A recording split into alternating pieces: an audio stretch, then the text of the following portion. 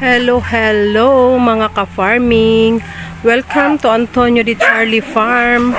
For today's video guys, ay mag-harvest tayo ng patola. Ayan. May order sa akin ngayon ng patola at opo. So, mag-harvest tayo. Then yung iba guys ay may ano talaga siya. Hindi, may ano din talaga. May ano, oo, may kinagat ng bubuyog. O, dyan muna yan. So, doon tayo sa dulo.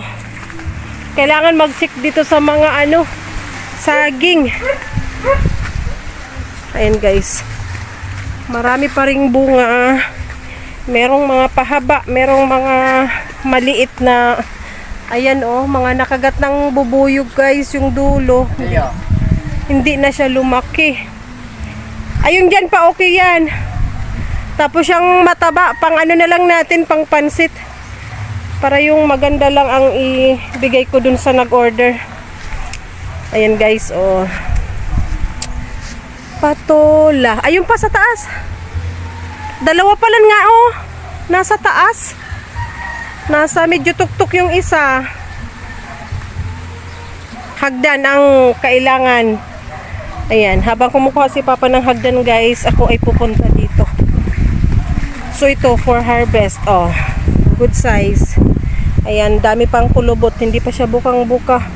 Tapos itong isa good size din.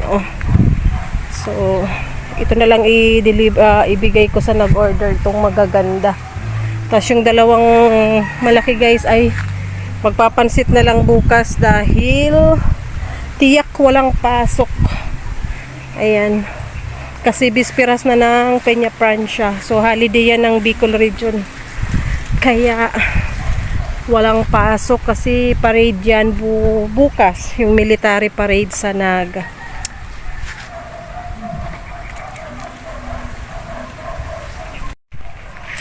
Ito din, pwede na pala itong i-harvest.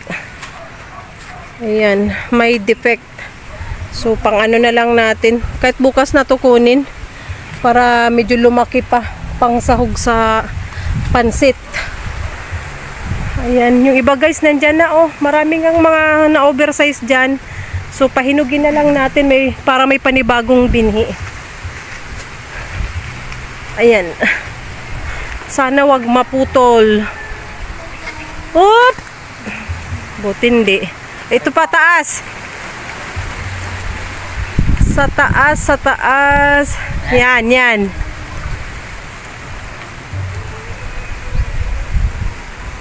mahirap pag nasa Next time, putulin yang mataas na malunggay. Para pag nagtanim, panibago, hindi aabot sa ganyan.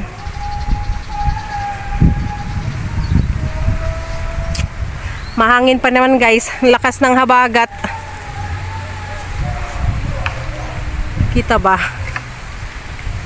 Kita, hindi abot. Ayan ang dulo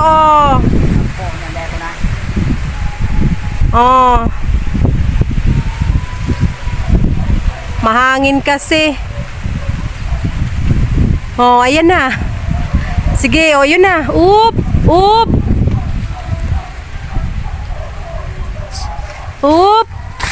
Buti na lang. Ayan guys. Buti hindi naputol. Na harvest natin. Ayan. So doon pa sa kabila. Yung mga oversize guys, pwede nang pang pansit para maraming sahog bukas. Bili ako ng pansit bato. Pang almusal, damihan na lang ng patola. Ito, dalawa pa yun tsaka ito. Pili na lang ako ng magandang pangbigay. Isang pirasong upo tsaka 1 kilong patola. So, pag itong dalawa na tong mahaba, 1 kilo na yan guys.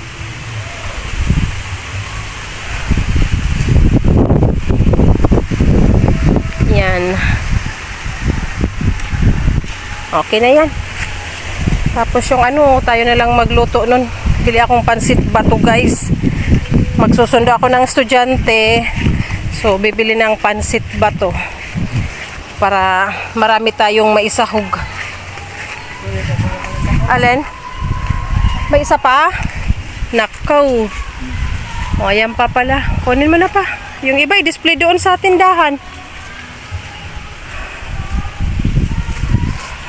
Kita ba guys? Ayan. Okay. Yan ang mahirap dyan sa mga kahoy-kahoy. Tadan!